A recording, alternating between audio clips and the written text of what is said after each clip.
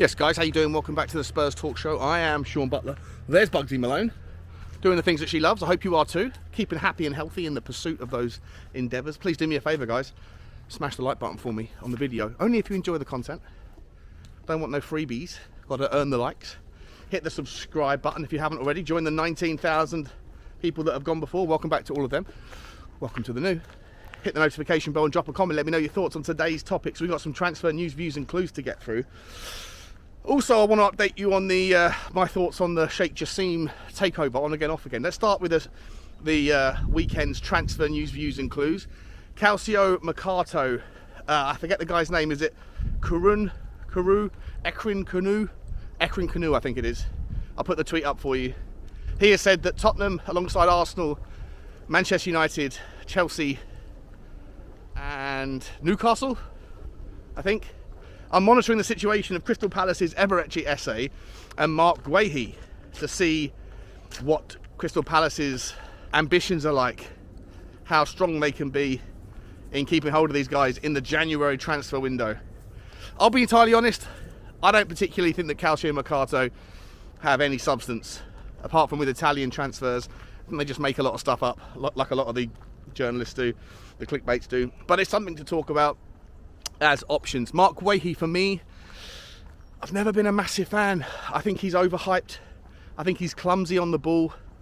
I think his spatial awareness, keeping him aware of where people are around him, I think he lacks in those areas, and he's going to cost an absolute fortune because of the English tax if he was to leave and come to Tottenham. Can Crystal Palace really afford to keep losing their best players? They're already going through a massive injury crisis. I think they've got 11 of their best players out, or 11 of their first team squad out injured at the moment, you know, and to lose their best defenders in the January window would be difficult to replace. To do a deal for this guy would cost, I don't know, £50 million or something, and I don't think it's value for money. I personally just don't think he's that great. You might disagree, and that's okay, but I'm not a huge fan. Also, for what it's worth, if we're going to go for either of them, I'd prefer to have Joaquin Anderson. I think he's a far better player. Doesn't come with the English tax, and I think he's more adaptable. But for the benefit, or for the purpose of the argument, I think you have to shake hands with reality. That is Marc GUEHI going to want to come to Tottenham, play back up to Mickey van der Ven when there is international tournaments to play for, and he's just broken into in and around the England squad? I don't think so. I think he's going to want to go somewhere, if he does leave Crystal Palace, where he's going to be guaranteed minutes. Of the names of options that were mentioned, I don't really feel like he gets in to any of those teams at the moment, apart from maybe Newcastle. I think he could compete with Sven Botman on the left or Fabian Schär on the right. At Tottenham, I don't think he gets in ahead of Romero and GUEHI. I'm not sure he gets in ahead of anyone at Chelsea. At Arsenal, Gabriel or Saliba, don't think so. And I think that a player like him is going to want to come in and play his minutes. So I think he's better off staying at Crystal Palace, if I'm entirely honest. And I think that Tottenham need to, come to terms with the idea that you're not going to be able to convince, or it's not going to be easy to convince a player to come in who is of or around the same level as what we have, and ask them to sit on the bench. Of course, injuries come, but you probably need to have someone who's a little bit of that step down, where the drop off to your youth team or your backups like Eric Dyer are not so significant that you're suddenly a terrible team or entirely vulnerable, but a player who's also willing to, bide his time and participate in the squad system. For next season, it might be different, obviously, because you hope you'll have European football, and if you want to be able to compete in all four tournaments, then you're going to need to have more depth than what we do have. But again, I feel like that's the reason why Lloyd Kelly is the name that's mentioned so often. That's the reason why Liverpool are also mentioned for Lloyd Kelly, and Newcastle are interested in Lloyd Kelly. It's because he is someone who, at 25, has still got time on his side. With 6 months left on his contract, you can get a player that's worth more than the 10-12 million quid you're going to spend to get him. But he's a player that can come in raise the bar of the bench, of the depth, but not be unhappy and cause potential mischief not getting the minutes that you want.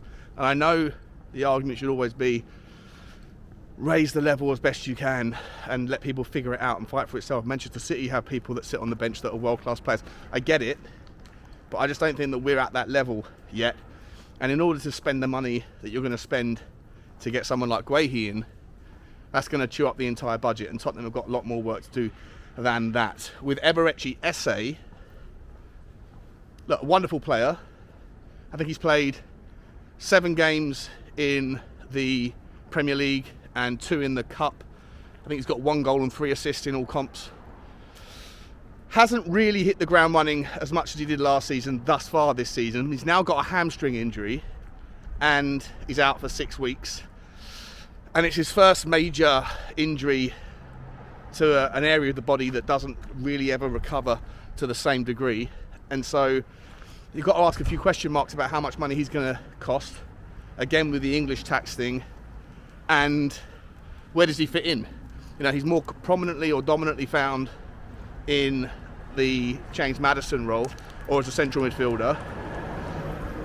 But he can also play on the left wing. And to me, I think he is a player that you can go and get who, for the same sort of rationale as why I was championing the Conor Gallagher story, in that you've got a player there where you've got absolute strength, but also a player that can fit into several different positions.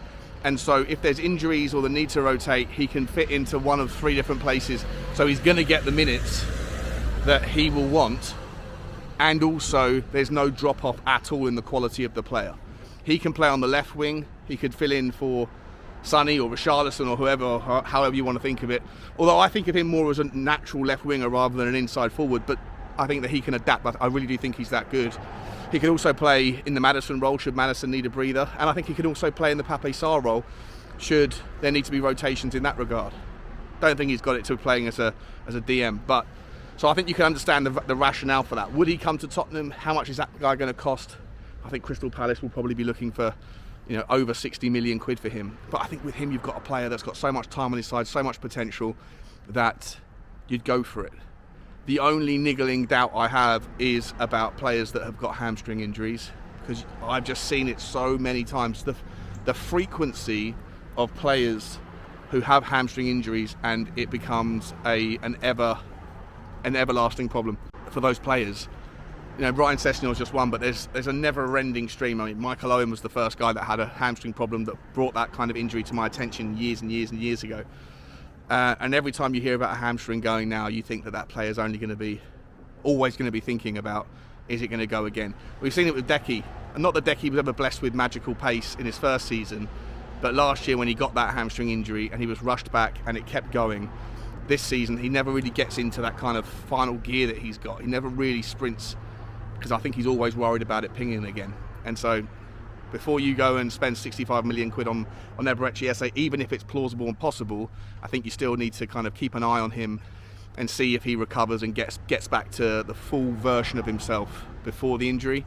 And I don't think you'll know that by the time the January transfer window comes around. I would also imagine that sort of deal being done in January is very, very unlikely. It's a difficult deal to do. So maybe one for the summer, but it's an interesting story.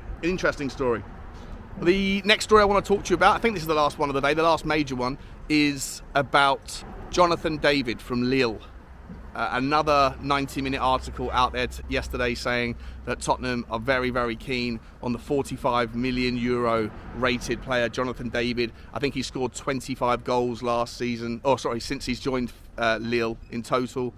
And he is a player that apparently Postecoglou has a lot of interest in, and someone that Johan Lange apparently is looking to potentially offer up as the first player that the data suggests is a likely candidate to help us out. I'll be honest, look, this is just my opinion, but if you've watched this channel, you know I don't rate Jonathan David at all. I think he's a massive, massive overstated player. I think he pops up with goals here and there, but I think he was so disappointing in the World Cup. Every time I've seen him play for Lille, I think he's very wasteful. I don't think he's particularly great at coming deep and picking the ball up. Even though his stats and I'll put them on the screen so you can see that. You'll see that his passing stats are the best part of his game. I feel like there's a lot of stat padding going into that, because whenever I've seen him need to make a crucial pass, a pass out wide into the channel that needs to be weighted perfectly, he doesn't seem to do it. Maybe I've got a bias on him, that I've made my mind up on him, and so now I'm looking for reasons to support it. I don't know. Let me know if you like Jonathan David, but I don't think he's worth anything like 45 million. I don't think he's a great player. I don't see how he fits into the Tottenham system. And for me, I've kind of already said, I think that Santiago Jimenez is a player you could possibly get for about the same sort of money. And for me, that guy is up there with my number one choice. We haven't spoken about the guy from Leverkusen because there hasn't been any links for him yet, but he is also a player that is doing wonderful things at the moment. For me, Jonathan David is a player that, I'll be honest, if we sign him, he's a player that I will have the same reservations about that I've had about Richarlison. A lot of money for a player that, you know, the stats can look okay for, but ultimately the seeing eye test is where I always land with some of these types of players, and I think that for me, from what I've seen of Jonathan David, he's just not someone that I particularly like. But if it's true that Johan Lange has found the rationale in the stats and the data to make him a good candidate, and if it's true that Ange Postecoglou is on board with it, then of course I'll get behind it, because these guys know far more about football than I do, and they know far more about what they're looking for than I do. But I'm just giving you my opinion. Jonathan David, for me, is someone that I'd rather not see in a Tottenham shirt. Let me know your thoughts, guys. Those are the three stories today. Eberechi EZE linked with Tottenham in January. I don't think it's happening in January. As I say, I think his injury issues need to pan out before you make a decision on it. I don't think it would happen in January anyway. Also, Marc GUEHI's a player that I just don't rate particularly. He's good. I'm not saying he's a terrible player. I just don't think he's worth all of the people that wax lyrical about him as much as they do. And I think that Jonathan David was also a disappointing link. So, you know, I'm not particularly impressed with the stories that are coming out of the clickbait media today, but I thought I'd bring them to your attention. Of all three of them, EZE would be the guy. I think he could fit into three different positions, and would obviously add value and improve the strength on the bench or in the squad, and he'd get his minutes, and so it would be a kind of a story that makes sense. I'll hopefully do a stream for you later on this evening, guys. Once I get my tax done, I've got to get my corporation tax out of the way. Horrible experience, but I will see you on the next one. Like, subscribe and comment, and as always, bye bye.